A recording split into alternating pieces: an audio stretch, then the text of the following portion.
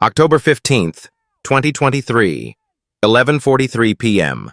Highway 9, Checkpoint, District 7. Chief William Bowman sees the red and blue lights erupt in his rear-view mirror and stops dead. Officer Kurt Davis is walking toward his window, flashlight cutting through the rain. Davis doesn't recognize the vehicle, doesn't recognize the driver.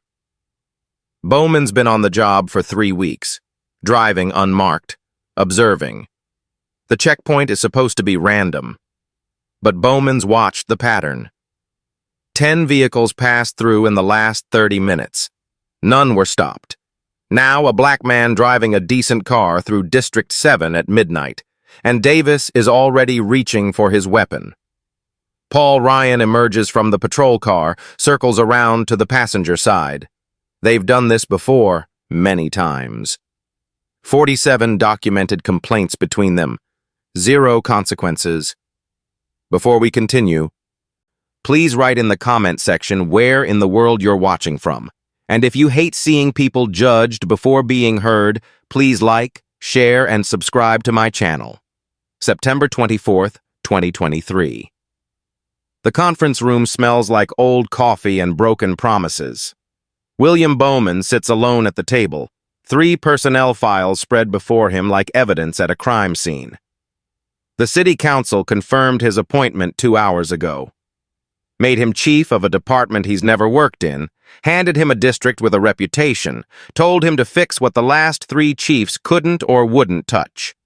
He opens the first file. Officer Kurt Davis, badge number 2D847, 12 years on the force. Commendations for arrests, high conviction rate, the kind of numbers that look good in budget meetings. Then he turns the page. Complaint 1, filed March 2019. Excessive force during traffic stop. Complainant Jerome Willis, dismissed as unfounded. Complaint 2, April 2019. Racial profiling. Complainant dismissed. Complaint 3, Complaint 7, Complaint 15. The pages keep coming. Different names, same story, same checkpoint on Highway 9, same outcome. Unfounded, unfounded, unfounded. 23 complaints against Davis alone, not one resulting in discipline. He reaches for the second file. Officer Paul Ryan, badge number 3104, 9 years. Ryan's record reads like Davis's shadow. 24 complaints, all from the same checkpoint, all dismissed. Traffic stops that somehow always discover contraband. Searches that always find something despite initial protests of innocence. Arrests that pile up like trophies. Bowman pulls out his calculator. 47 total complaints between 2 officers working the same beat. He does the math backward. If 47 people were angry enough, humiliated enough, frightened enough to file official complaints against armed officers who knew their names and addresses, how many others stayed silent? How many took the arrest, paid the fine, carried the record, and never said a word because speaking up meant risking worse? The third file is thinner. Internal Affairs investigation opened 2021, closed 2022. Bowman reads the conclusion. No evidence of systematic misconduct. Officers Davis and Ryan exercise appropriate discretion in high crime area. Complaints reflect community resistance to legitimate law enforcement. He closes the file, reads that last line again. Community resistance. That's what they called it. Not racism, not abuse of power. Not 2 officers who'd learned they could destroy lives without consequence as long as they destroyed the right lives. He stacks the files, checks his watch. First day as chief starts tomorrow morning. Meet the command staff, tour the facilities, shake hands with officers who already know he's here to change things they don't want changed. But tonight, he makes a different plan. Tomorrow he'll be Chief Bowman, walking through the building in uniform, watched by everyone, judged by everyone. Tonight, he's just a man with an unmarked car and a route that runs straight through Highway 9. The barber shop on Lenox Street has been cutting hair in District 7 for 40 years. Bowman walks in 3 days after his appointment. No uniform, no badge visible, just a man needing a trim. The owner, Vincent Hayes, an older man with careful hands and careful words, gestures to the chair. 2 other customers wait their turn, scrolling phones, half watching the television mounted in the corner. Bowman sits. Hayes drapes the cape, asks how much to take off. Then someone mentions Highway 9. The room changes temperature. One of the waiting customers, younger, maybe 25, sets his phone down. My cousin got stopped there last month. Clean record. Driving home from his shift at the hospital. They found pills in his car. Hayes's scissors pause. Your cousin use? The young man shakes his head. Never touched anything. But those pills had his fingerprints somehow. Lost his job. Lost his girl. Can't prove he didn't put them there. The other customer, older, speaks without looking up. My nephew, same checkpoint. They said he matched a description. Slammed him on the hood, searched everything, found nothing. Still wrote him up for resisting when he asked what description. Hayes resumes cutting, his voice barely above a whisper. You learn to take the long way. Add 20 minutes to your drive. Burn extra gas you can't afford. But you take the long way because Highway 9 means trouble if you're the wrong shade. Bowman watches in the mirror as the stories multiply. The woman pulled over because her taillight was out, searched, arrested when Davis found a bag in her trunk she'd never seen. The kid stopped for speeding, ended up hospitalized with a broken wrist, charged with assaulting an officer. The driver who recorded the whole thing on his phone, watched Davis delete the video, got arrested for obstruction. Hayes finishes the cut, brushes off Bowman's shoulders, meets his eyes in the mirror. You're the new chief. Not a question. Bowman doesn't ask how he knows. Small district. Word travels. They say you're here to clean house. Hayes removes the cape, his voice quiet enough that only Bowman hears. Previous chief came in saying the same thing. Lasted 18 months. Left saying the complaints were exaggerated. That Davis and Ryan were just doing their jobs in a difficult area. He pauses. The difficult area being any place we live. Bowman pays, leaves a tip, walks out into the afternoon sun. He drives to Highway 9, parks half a mile from the checkpoint, watches the traffic flow for 2 hours, counts vehicles, notes which ones get waved through, which ones get stopped. The pattern emerges like a photograph developing in chemicals. Clear, undeniable, documented. That night, he makes his decision. The window comes down. Rain sprays into the car. Davis leans in, flashlight sweeping the interior, lingering on the console, the back seat, searching for justification he hasn't found yet. License and registration. No greeting. No explanation for the stop. Bowman reaches slowly for the glove compartment, announces each movement. I'm reaching for my registration now. Davis's hand drops to his holster. I didn't ask for commentary, just hand it over. Bowman produces the documents, extends them through the window. Davis takes them without looking, still scanning the car's interior. Whose vehicle is this? Bowman keeps his voice level. Mine. Davis finally looks at the license, then at Bowman's face, then back at the license. This your current address? It is, listed right there. Yes, officer. Davis hands the license to Ryan, who's appeared at the passenger window, flashlight aimed directly at Bowman's face. Run it. Ryan walks back to the patrol car. Davis stays at the window, doesn't step back, maintains position inches from Bowman's face. You been drinking tonight? Bowman hasn't. No, officer. Davis leans closer, makes a show of sniffing. I'm going to need you to step out of the vehicle. Bowman knows this script, knows every word before it's spoken. He's heard it from 47 people, read it in reports, listened to it in testimony that went nowhere. May I ask why I was stopped? Davis straightens, hand still on his holster. Step out of the vehicle, now. Bowman opens the door slowly, keeps his hands visible, steps into the rain. Davis immediately moves behind him. Hands on the hood. Bowman complies. The metal is cold, wet, the rain hammering down harder now. Ryan returns from the patrol car, shakes his head at Davis. Clean record. No warrants, no history, nothing. Davis pats Bowman down, aggressive, thorough, hands lingering in a way that's meant to humiliate. Ryan circles the vehicle, trying door handles, peering through windows, looking for anything. A crack in the windshield. Expired inspection. Anything to justify what comes next. He finds nothing. Davis steps back, frustrated now. Where are you coming from? Bowman answers truthfully. Dinner. Alone. Davis scoffs. At midnight? What restaurant? Bowman names it. Davis exchanges a look with Ryan. This stop should have been easy. Belligerent driver, give them an excuse, escalate from there. But this driver is calm, polite, compliant, following every instruction to the letter.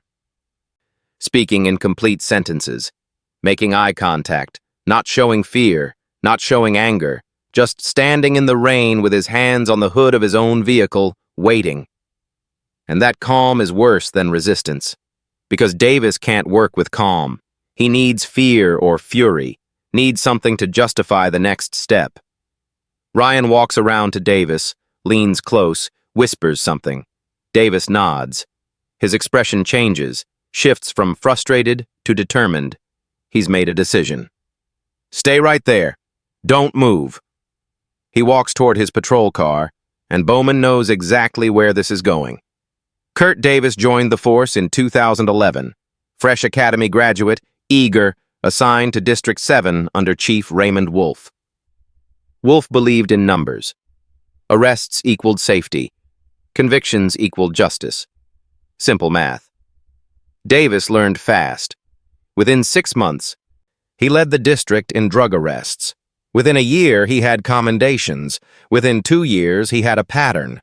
The first complaint arrived in March 2013. Traffic stop, vehicle search, narcotics discovered. Driver claimed the drugs weren't his, that he'd never seen them before, that Davis had been alone with his car for 3 minutes. Internal Affairs reviewed the case.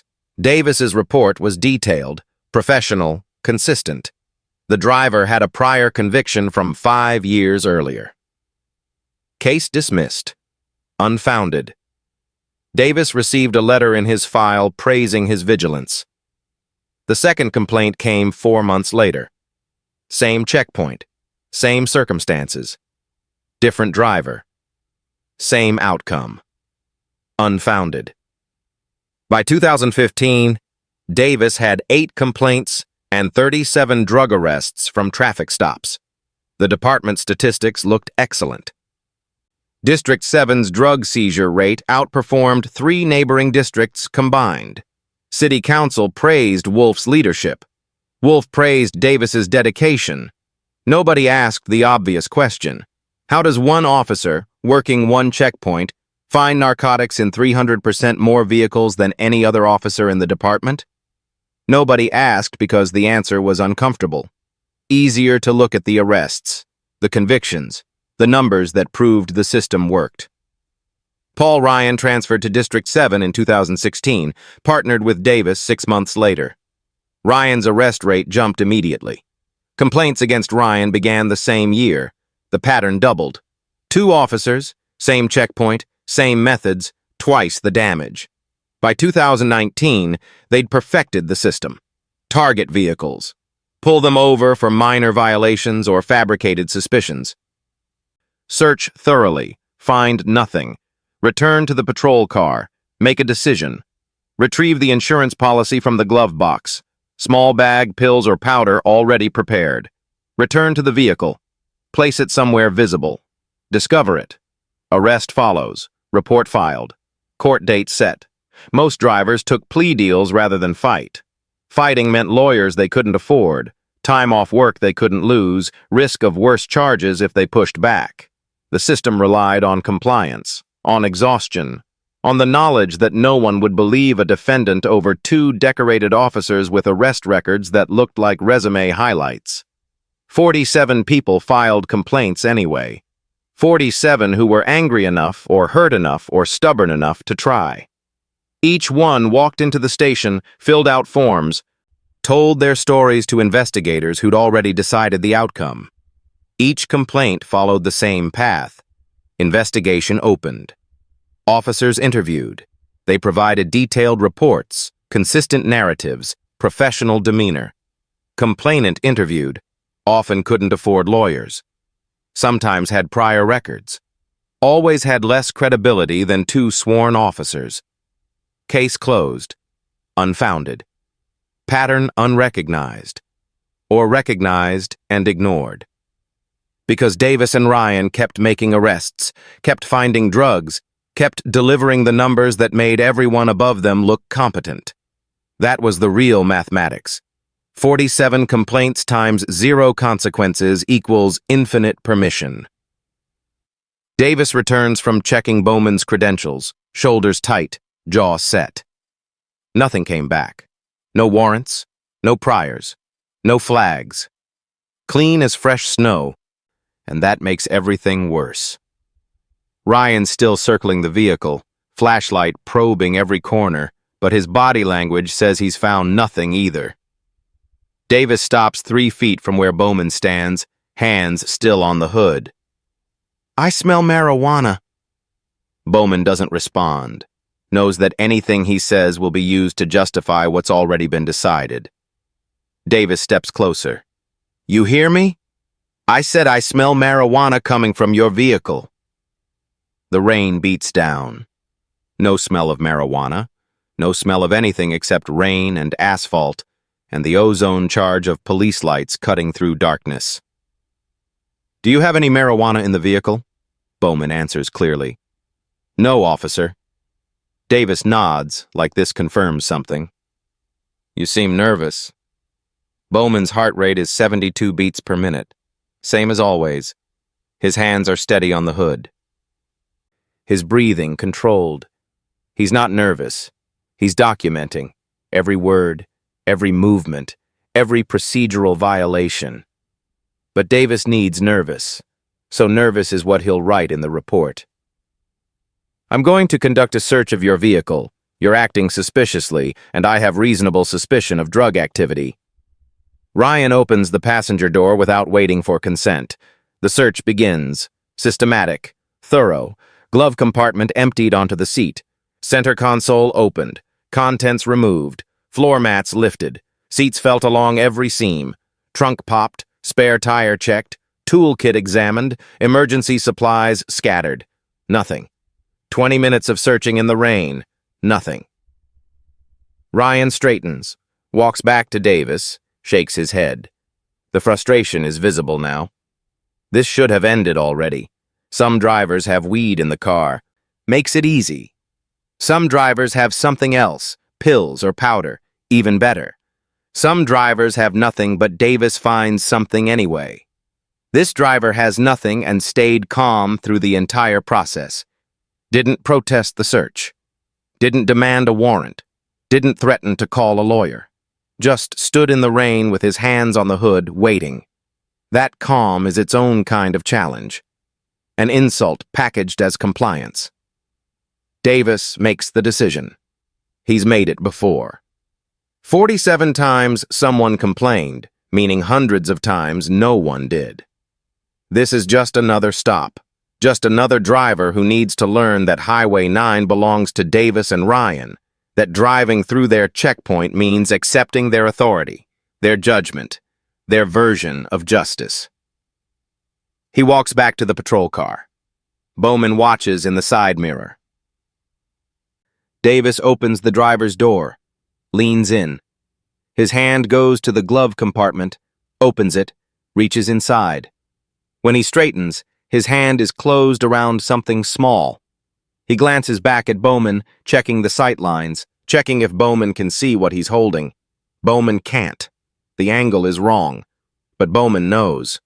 Knows because he's read this exact scene in 47 complaints. Knows because every victim described this same moment. The officer returning to the vehicle. The convenient discovery. The triumphant announcement. Davis walks back to Bowman's sedan. Moves to the driver's side. Opens the door. Leans in. His hand moves toward the center console. When he straightens, he's holding a small plastic bag. Crystal substance inside. Maybe methamphetamine. Maybe something else. Doesn't matter. Davis turns. Holds it up so Ryan can see. Ryan nods. They've done this dance before. Davis's voice changes. Gets louder. Official now. Well, well. What do we have here? Davis's hand emerged from the center console holding a small plastic bag. His posture straightened. The casual efficiency of the search evaporated, replaced by something theatrical, a performance for an audience of one. Well, well.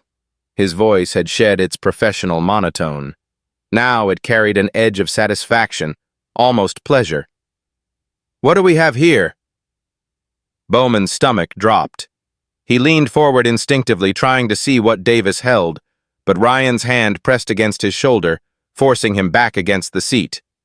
Don't move, Ryan snapped. That's not... I don't know what that is. Bowman's voice cracked. The words sounded weak even to his own ears. Exactly like what a guilty man would say. Davis turned the bag slowly, examining it in the harsh beam of his flashlight as if seeing it for the first time, as if he hadn't placed it there himself 30 seconds earlier while Bowman's view was blocked by Ryan's body. Looks like methamphetamine to me. You're under arrest for possession of a controlled substance. I've never seen that before. That's not mine. Save it for your lawyer. Davis's smile was thin, cold. He pulled his radio from his belt with his free hand, thumbing the transmit button. Unit 72 to dispatch. Need backup at my location, Route 34 near mile marker 18. Suspect is being combative, requesting additional units. I'm not... Bowman started, but the absurdity choked off his protest. He hadn't moved. Hadn't raised his voice beyond the desperate pitch of someone watching their life collapse in real time. Combative. The word would go into the report, would become part of the official record, would justify whatever came next. Ryan had already moved to the passenger side of the cruiser, opening the door, one hand resting on his service weapon. Not drawing it, not yet, but making sure Bowman saw exactly where it was, what could happen if he decided to make this difficult. Both officers moved with practiced coordination, a dance they'd performed before. Get the suspect alone on a dark road. Establish the narrative before anyone else arrives.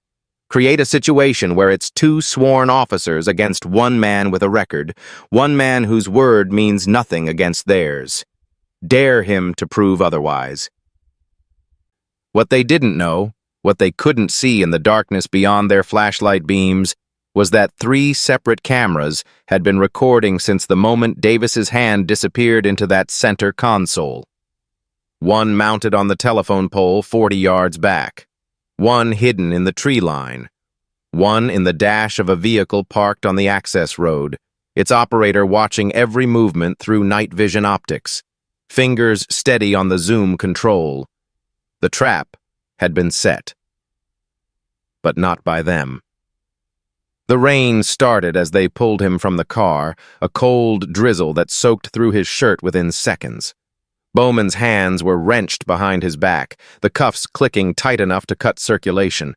Ryan pressed him forward against the hood, metal still warm from the engine, his cheek forced against wet paint. He could end this now. 1 sentence. 5 words. I'm Lieutenant James Bowman, IAD. The humiliation would stop. The hands would release. Davis and Ryan would go pale, would start calculating their exposure, would begin the frantic mental inventory of everything they'd said and done in the last 20 minutes. But ending it now would capture only tonight. Only these 2 officers. Only this one stop on this one stretch of highway. Bowman thought of the 47 complaints. 47 people who'd sat across from investigators, voices shaking, trying to explain what had been done to them on dark roads just like this one. 47 statements dismissed as fabrications, as the desperate lies of criminals trying to avoid consequences. He thought of the teenager who'd called his mother from county lockup, sobbing, insisting the drugs weren't his.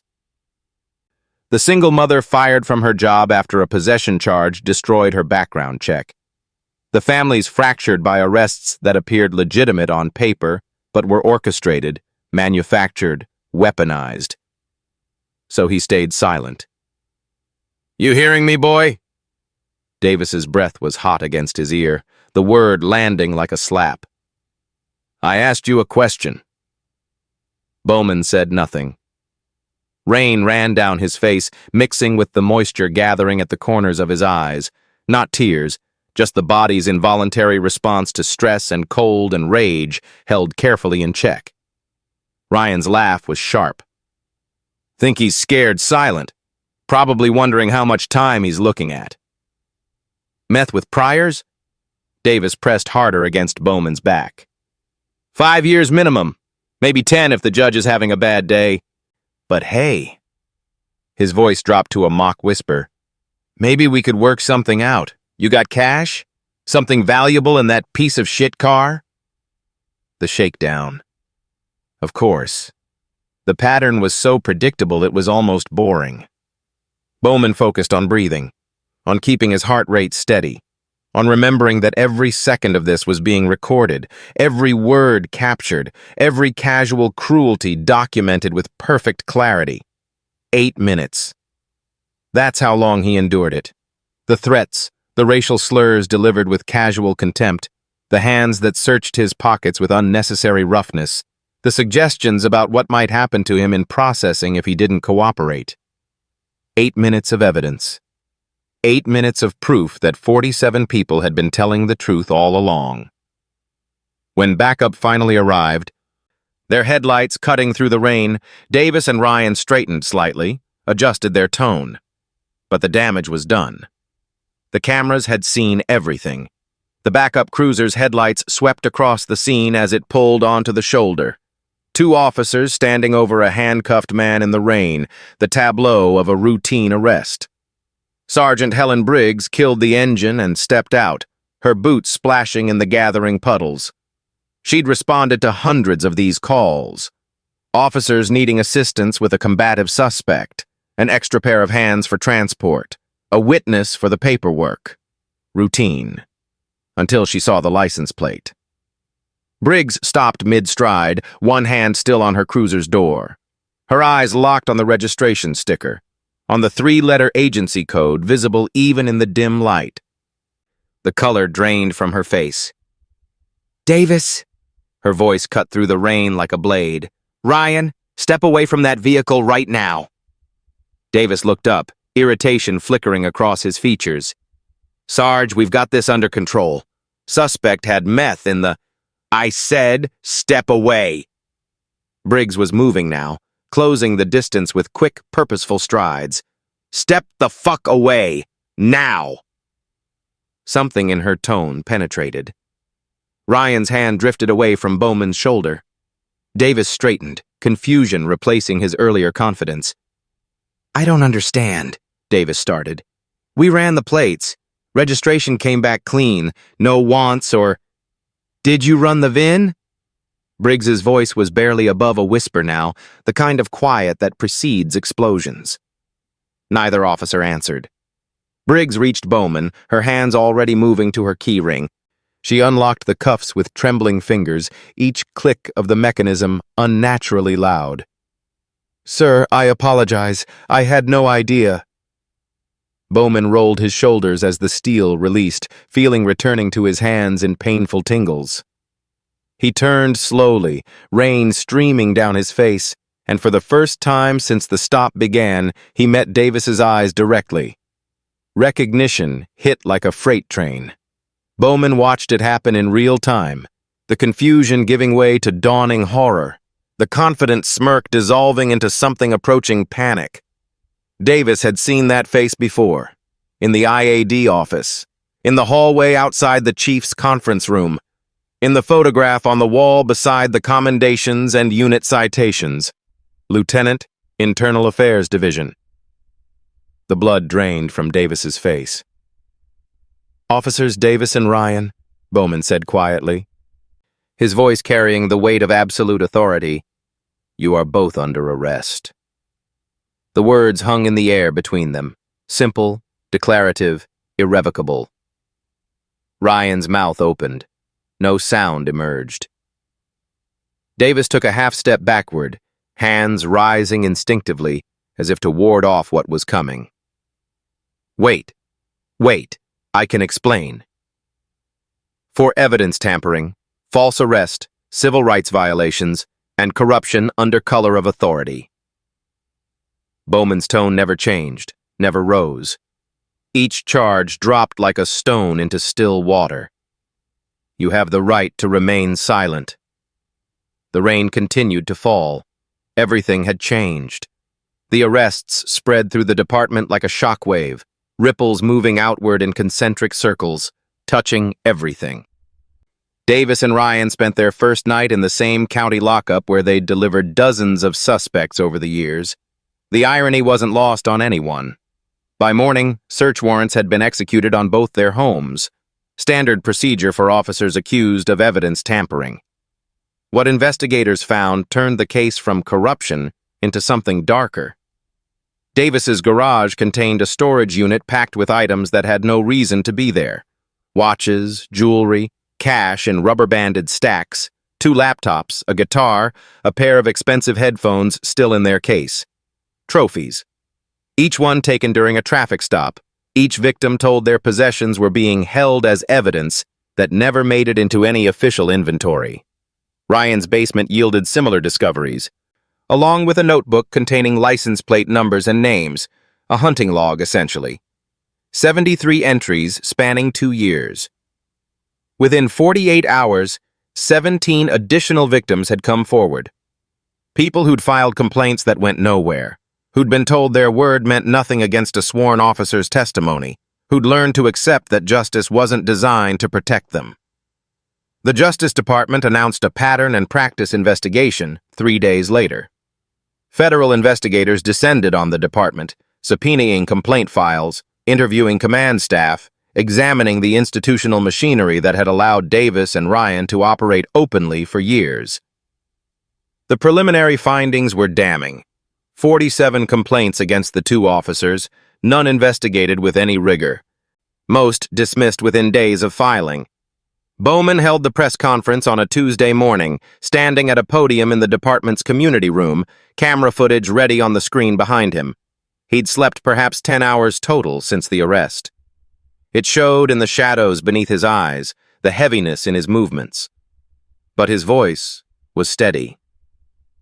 For too long, complaints against officers have been treated as obstacles rather than warnings, he began.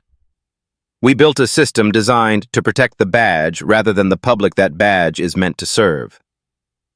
The footage played without narration. 8 minutes and 43 seconds of documented abuse, every threat and slur preserved in high definition. The room was silent except for the audio of Davis's voice, casual and contemptuous, asking for cash. "This ends now," Bowman continued when the screen went dark. "We're implementing mandatory body cameras, independent review of all excessive force complaints, automatic referral to outside agencies for allegations of evidence tampering. These aren't suggestions. They're requirements." The message was clear, carried on every news channel that evening, shared thousands of times across social media. The era of automatic protection had ended. Accountability had arrived, and it was wearing a badge.